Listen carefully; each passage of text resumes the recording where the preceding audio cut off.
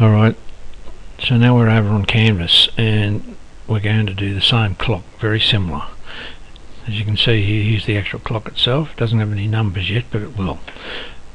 Over here is the code. I've actually commented out the bits that aren't showing yet so that we can just slowly work our way through.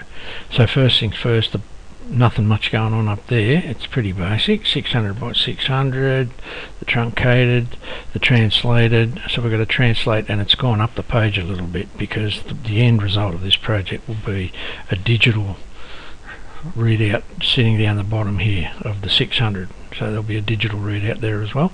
So we're just thinking slightly ahead here.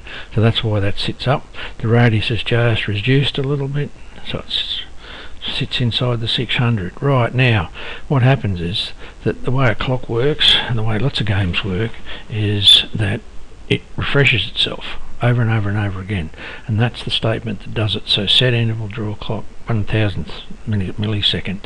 So it refreshes itself quite a few times per second. It sets, this is what it looks at. So that's calling this function here, and this function here is calling these three functions here. So draw clock calls up radius, draw face, passing the radius value, numbers passing the radius value, and time. So the radius for the face is, this is what it looks like. This piece of code here gets you that, and it gets you to you how? Well, you drawing circles, which you've seen before. So that's your outer, that's your white space. So if I change that colour, for example, I'll show you what I mean, but I'll put it back. But if I did this and saved it and then ran this, there you go, you can see what it's doing. Okay, so I can leave it like that for the moment. And this is a gradient, which we've looked at elsewhere as well, but not quite the way this works. Very clever. Grad, there's a statement to have a look at.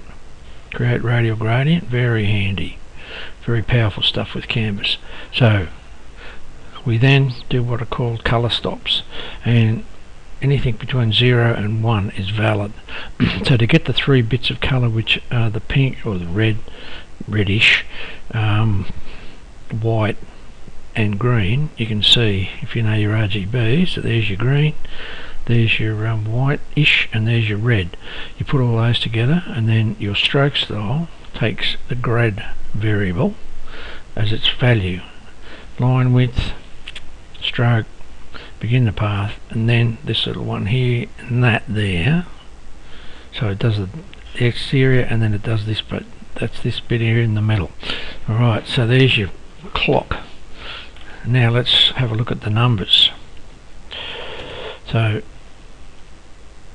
we'll refresh, and the numbers appear, very similar to the Scratch project. The way the numbers work is there are two loops.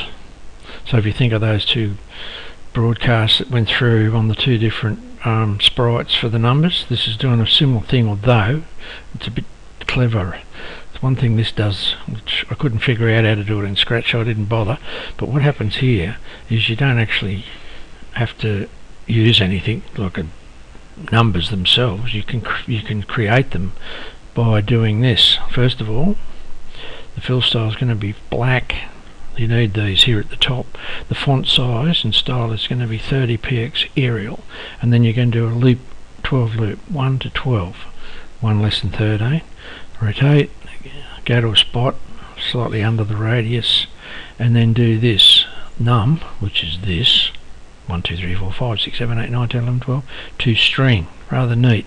And then it puts those numbers where you tell it to put it. So they're the big ones, and then the second one, which is exactly the same except the radius is slightly closer to the edge. There's 30 here, not 6. It goes 61 times, so it goes to 60, and everything else is pretty much the same, and as you can see it's smaller. So that's how you get the smaller numbers sitting there like that. So there's your clock and there's your numbers, and in the next video we'll have a look at the time.